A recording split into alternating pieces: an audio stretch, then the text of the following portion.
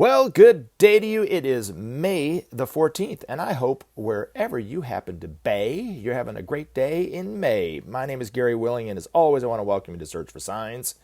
And as I always like to say on these videos, if you are new to these videos and you want to know more about Maitreya and the Masters of Wisdom, the best thing to do is to read more about it for yourself. I've included links in the description portion of every one of these videos that take you to websites that talk about this information in some way. You can get your questions answered probably the best way that way.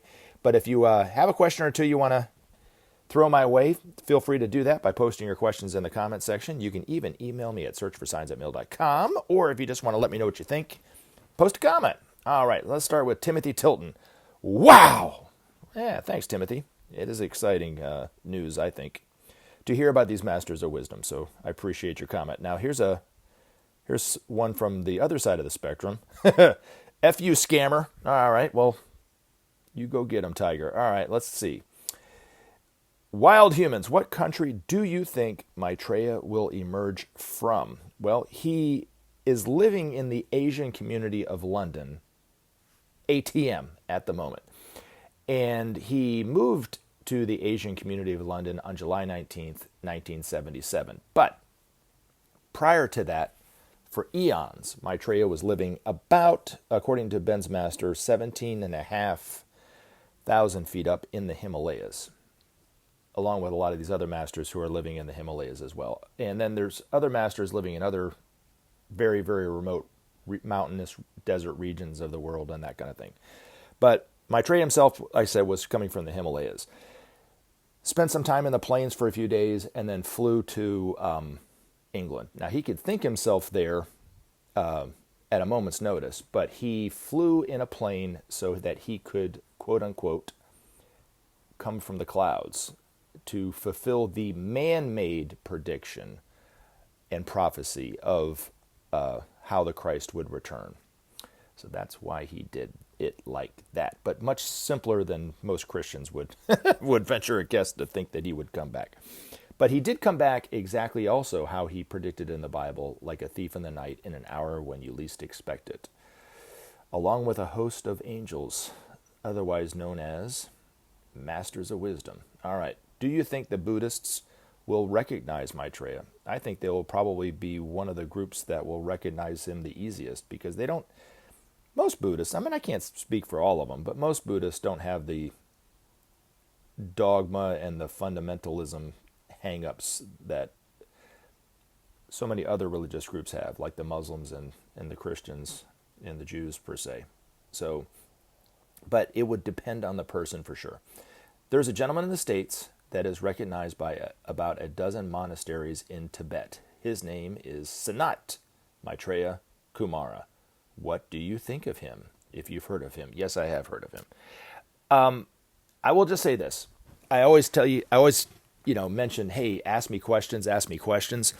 The two questions that I really can answer, one is by what name Maitreya is using, now that he's on TV, using a pseudonym and not using his real name.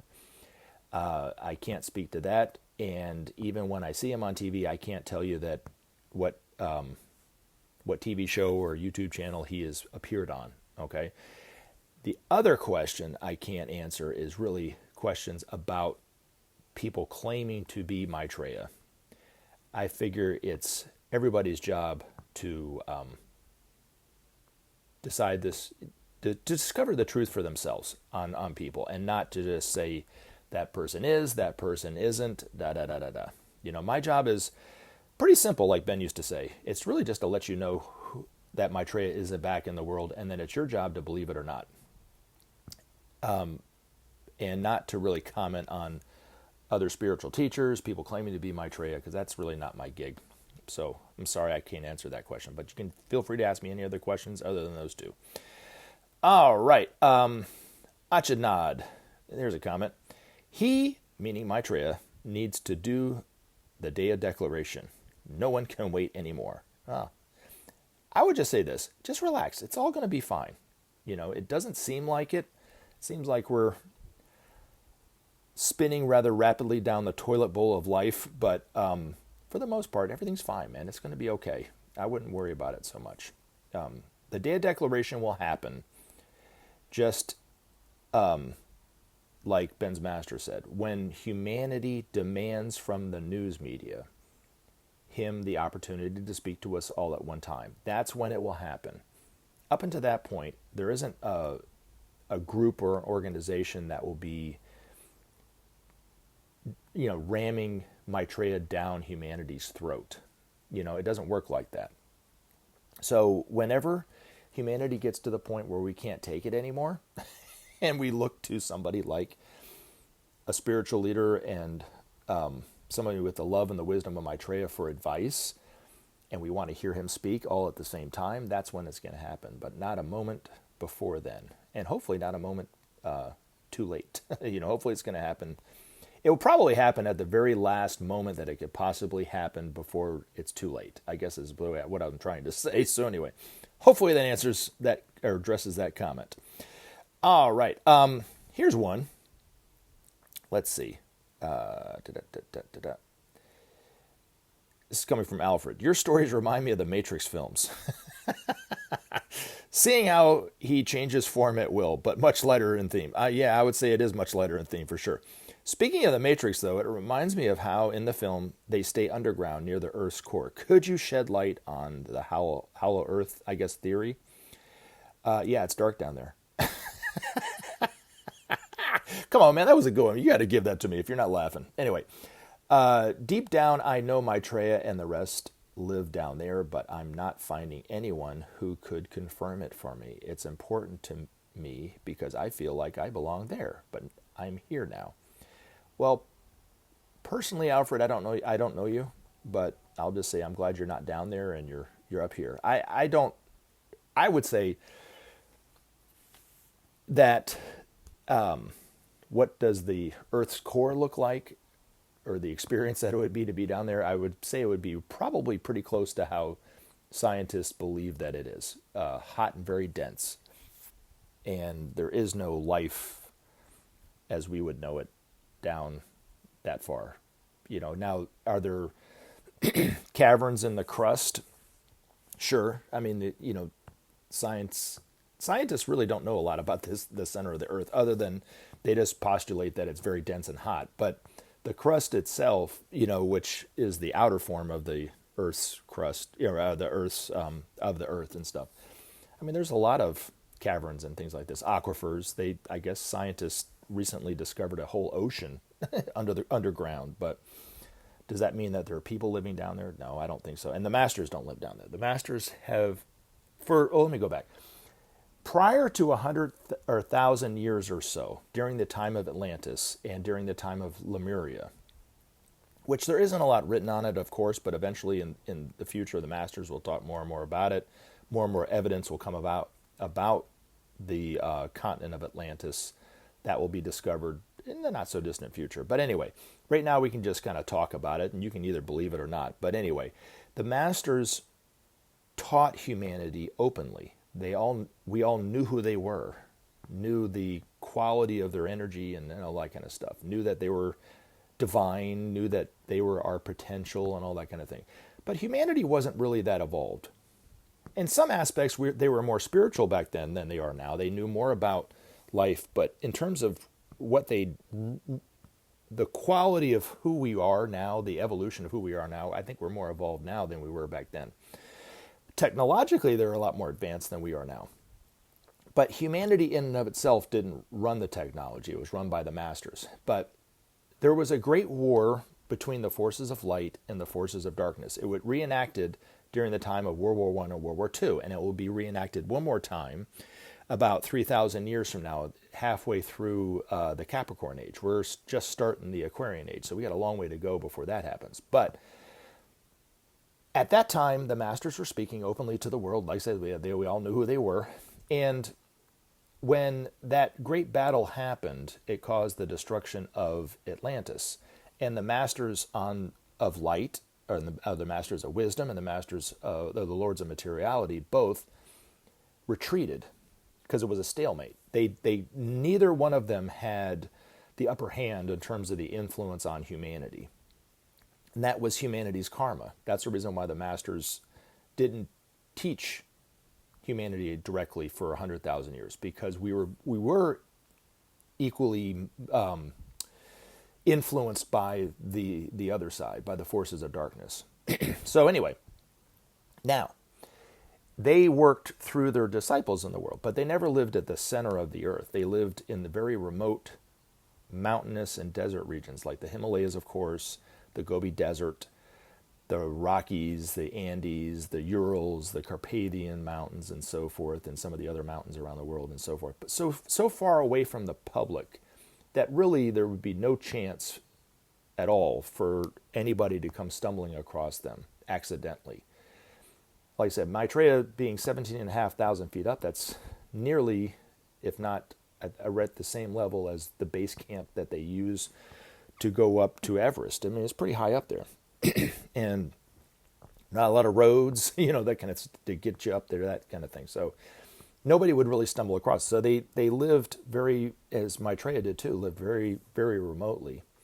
And in the mid-70s, they knew that they had to come back into the everyday world like they did, like they were over 100,000 years ago during the time of Atlantis. And they knew at some point they would have to come back. They just didn't know when. And what prompted or hastened their return, because it was supposed to be for another 1,000 years, if you're following this word salad that I'm doing. I'm just trying to go through the history of it in under 30 minutes. But anyway, they knew that they would have to come back at some point. They just didn't know when. They were thinking it was 1,000 or so years from now. But what hastened their return was humanity created the atomic bomb.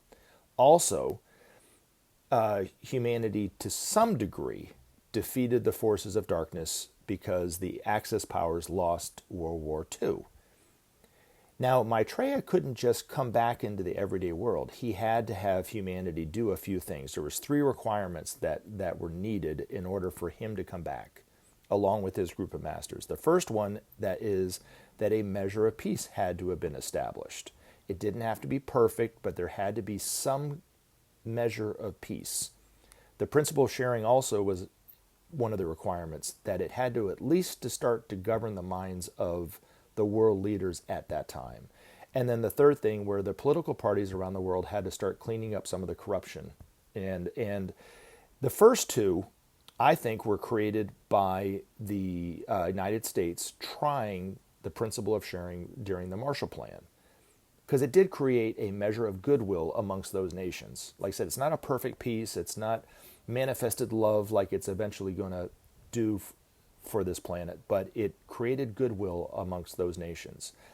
The principle of sharing at least started to govern the minds of the world leaders at that time. That allowed them to think of the idea of the Marshall Plan and that kind of thing. Now, in terms of the third one, the political parties cleaning up the corruption, I guess you'd have to have the loving eyes of Maitreya to be able to see that working out, because I don't see that at all. But anyway, that's neither here nor there. But apparently we did enough of it to signal to Maitreya that we were at least ready for him to come back. But the reason why it's taking so long, I think, is because humanity really isn't...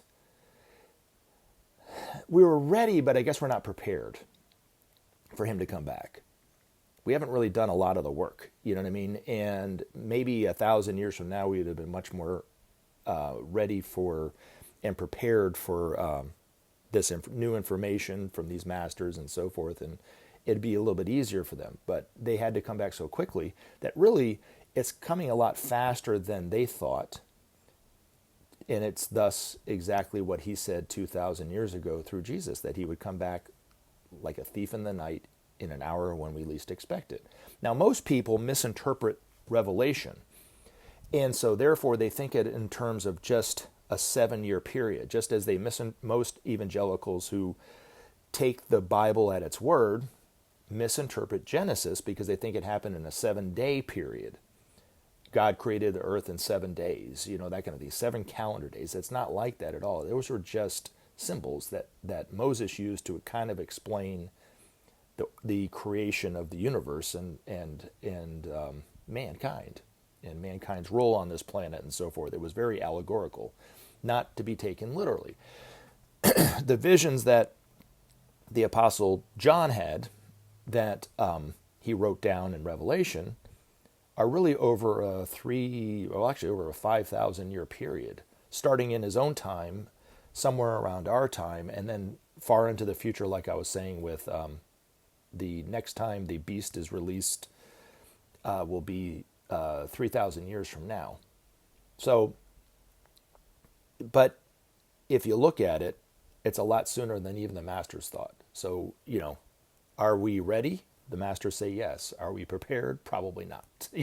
And that's it seems very slow for us living through this time period, but in the future, we'll look back and go, wow, it happened a lot sooner than we thought. You know what I mean? So anyway, hopefully that makes a little bit of sense. All right. Now, the other thing I was going to say about the Matrix, there's two things. One, I just wanted to share my favorite quote because it really does pertain to this information. But if you remember the oracle, it was in the second one because there was two oracles. The one was, and she passed away, and that's why she wasn't in the third movie. But in the second movie, she says to Neo, played by Keanu Reeves, speaking of the machines and humanity fighting one another, she said, "I'm only interested in the future, Neo, and I know the only way to get there is together." And that is such a truism. And it really does pertain to life on planet Earth. We have all these divisions in every aspect of human endeavor. And it's getting to the point where we really can't see the other's viewpoint, to the point where a lot of people hate the other side, consider the other side evil, which it really isn't. But Maitreya is going to speak that very truth to humanity, that the only way to get to the future is together. So anyway, thought I'd share that with you. But the other thing, too, about the Matrix that I think is interesting is how people are starting to relate life on planet Earth to the Matrix. And it's happened recently. It's a relatively new phenomenon. It didn't happen right when the movie came out, which is kind of interesting. But after 20 or so years since the last Matrix of the original trilogy was produced, people are starting to refer to life on planet Earth as the Matrix. And there was actually a YouTube video that came up in my feed. I didn't watch it. I didn't really see the need to watch it. But it was entitled, "The Matrix Wasn't a Movie, It Was a Documentary." Right? That's how people are starting to morph fantasy and reality. We've always done this, but it seems like we're doing it more and more as time goes on. But my point is, I do think that the people are starting to become disillusioned with their own life. They're becoming disillusioned with what they thought were certainties, like the government, like the media telling them the truth, and those kind of things. And they're relating it back to the Matrix. But in reality, what it is people are starting to see the unreality in everything. That what we consider to be real and true isn't necessarily real and true. And it makes people very uncomfortable. And a lot of times it really scares the bejesus out of a lot of people. But they're relating it back to this movie. It's kind of interesting. And even if you know who Andrew Tate is, he's a celebrity he's an online celebrity, and he just got arrested in Bulgaria earlier this year. And he said that the Matrix was after him or something like that. Anyway, but I do think that people are starting to wake up to the illusion of what they thought was their life, and this is exactly what is happening to humanity. Is we're starting to realize that what we thought was real, what we thought was good, what we thought was true, isn't necessarily real, good, and true. And it's putting people in this kind of awkward space without and knowing what to trust and who to trust and all that kind of stuff, which thus they relate back to the Matrix. But yeah, this information is a lot lighter than the Matrix. But anyway, thank you very much for the comment. Now, this last one I'm going to try to talk about kind of quickly, and I do want to talk about this a little bit more in its own video. But this is coming from Hello. Jesus is the only way. He wasn't just a good teacher. With the things he said, claiming to be God in the flesh, he was either crazy, a liar, or he truly was the Son of God. And I'm going to talk about that one in just a second. He either was or he wasn't. I've personally had enough exposure to God to believe that Jesus is Lord. He's even spoken to me. And while I'm not the spitting image of intelligence, I'm not crazy either. Don't sell yourself short. You don't realize how smart and good and true you really are. I didn't always believe, but I do know I will die for Jesus. And I have to ask you, sir, if you have placed your faith in Jesus and in him alone. Not anyone else, not in yourself, not in your good deeds. There is no way or truth or life without Jesus, because he is the way and the truth and the life. No one enters heaven except by faith in Jesus Christ alone. Jesus made that very clear.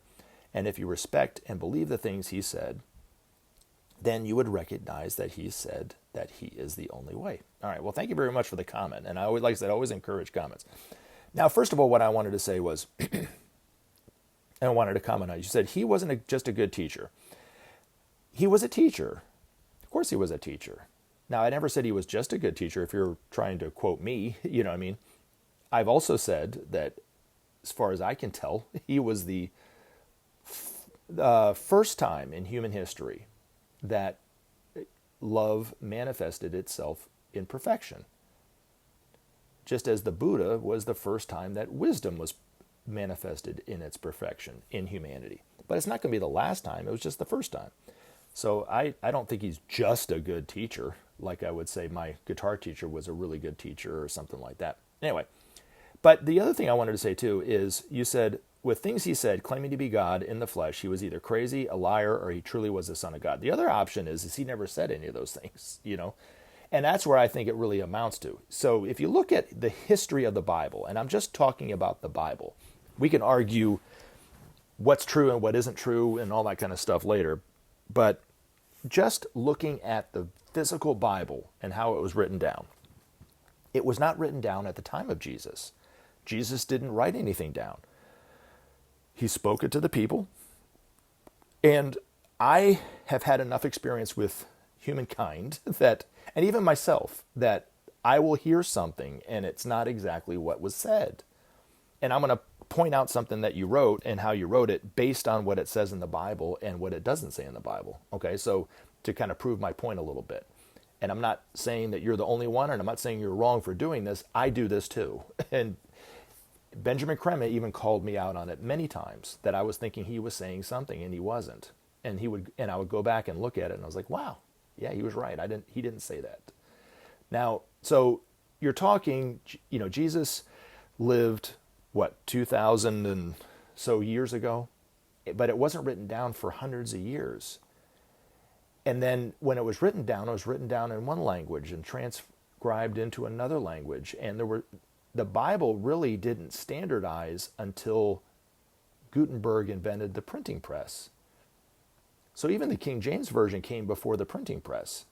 And then once, I think what happened is that then it standardized the Bible to some degree, because it could be reproduced over and over and over again. But even now, looking at, if you just go to any Bible app, there's over 20 different versions of the Bible. And now you have to add another one, because now you got the Trump Bible that has the Bill of Rights and the Pledge of Allegiance and the Constitution at the beginning of the Bible, or the end of the Bible, whatever it is, right? So they added something to the Bible. But I do think that people put in what they wanted and took out what they didn't. They debated about it. Like, I don't think this is what he meant. And this is just the Bible. This isn't, my view is better than yours, or yours is better than mine, or whatever. This is just the wording in the Bible. And when you change words, it does change meaning on things.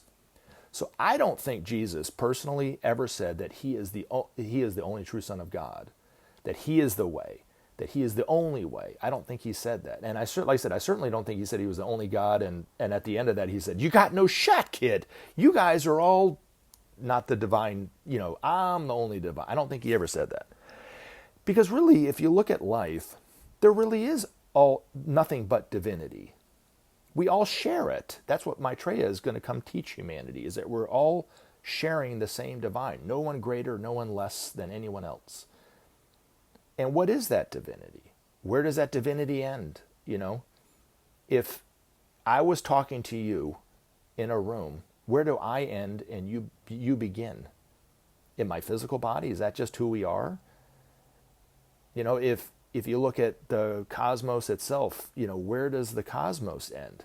Does it end at the end of the street? Is that it? And then what's beyond that? You know what I mean? So to me, I think that's what divinity is. But that's just my my take on it. You can believe what you want to believe, but like I said, I don't think that necessarily Jesus said all that stuff. And to kind of prove my point that mistakes do happen, there is nothing in the Bible that says that Jesus says, he says, there is no way, what does he say? There is no way or truth or life without Jesus, because he is the only way and the truth and the life. No one enters heaven except by faith in Jesus Christ alone. It does not say that. It does not say that anywhere in the Bible. I hate to inform you of that, but and I'm guilty of it too. So even when I paraphrase from the Bible, I am just doing that. I am paraphrasing it. But I also don't say that Jesus made it very clear. You know what I'm saying? I'm just letting you know that this is, because unless I am reading it, it's going to be off a little bit. But and this is a paraphrasing because I don't have my Bible app open, but he didn't say it like that. He said, I am the way, the truth, and the life. No one comes to the Father but by me or through me. And I agree 100% with that statement. And I hate to use the word agree, but there's truth in that statement, but not in how evangelicals believe it to be. And it has to do with, it goes along with the lines when Jesus says, I and the Father are one and the same. People make that mean that he's saying that he's God. He's saying that he is God, but he's not saying that nobody else is God. But if you look at it, in the Bible, there's the Father, the Son, and the Holy Ghost, or the Holy Spirit, right? And most Christians that I've asked in my life have no idea really what the Holy Spirit is. It's kind of vague. It's like asking somebody in MAGA what woke means. They really don't know what it means. And they're just kind of throwing out a bunch of words. And to be honest with you, I don't really understand what they mean it to mean. But if you look at Hinduism, right? There's the Trinity too. Was that Shiva, Brahma, and Vishnu?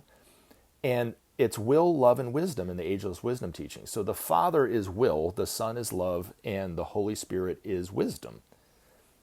From the ageless wisdom standpoint, not from a mystical standpoint.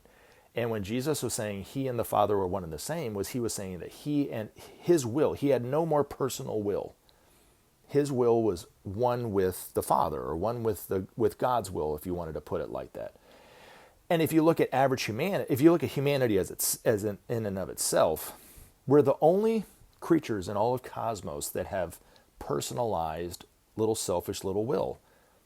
Animals don't have personalized self-directed will. They're instinctual.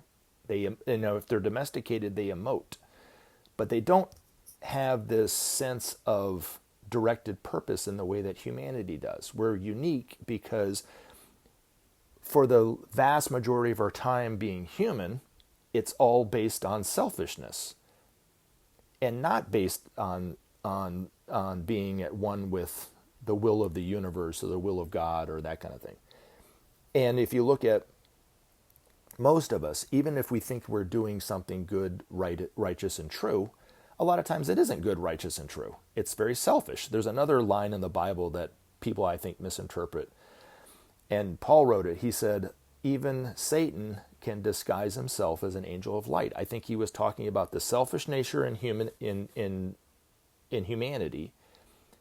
And if you're not careful and you don't check your motives, a lot of times what you think is good is not good. What you think is helping people is not helping people. It's selfish. And esoterically, what we think is just as important as what we say, is just as important as what we do. That's why Maitreya talks about honesty of mind and sincerity of spirit and detachment. And he said, honesty of mind, you got to have all the three of those things line up. And if you don't, if you're thinking one thing and saying something else and doing something else, it's not, it's full of attachment. It's full of personal desire. It's deceitful in some ways, if that makes any sense.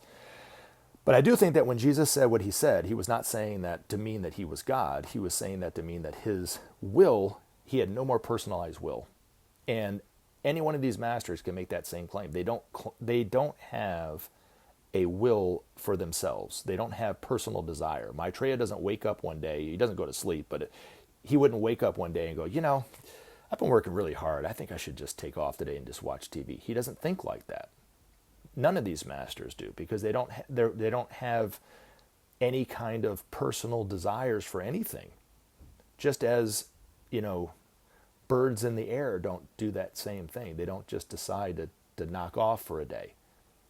You know, animals don't worry about the weekend. They don't look forward to Saturday and Sunday so they can have it off. You know what I mean? That's only humanity. The masters don't have weekends either off. You know, they work 24 hours a day, 7 days a week, 365 days a year, and they're not doing it to enrich themselves. They're doing it to enrich humanity, everybody else. And that's the difference between them and us. That's why eventually we could make the same claim that Jesus did.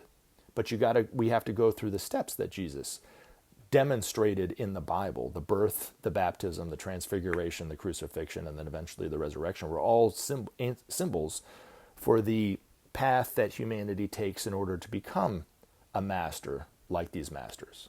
Hopefully that helps. And I'll leave you with this. Jesus also did say, greater things than this shall you do yourself. I love you guys. You guys take care. Enjoy the day, and I'll talk to you guys real soon. Have a great day.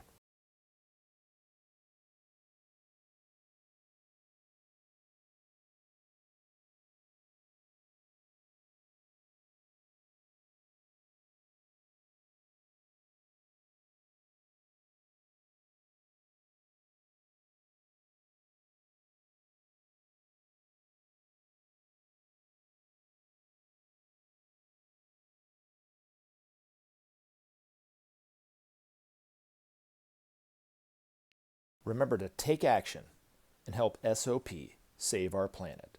Thanks for listening, and we look forward to talking to you again in future videos.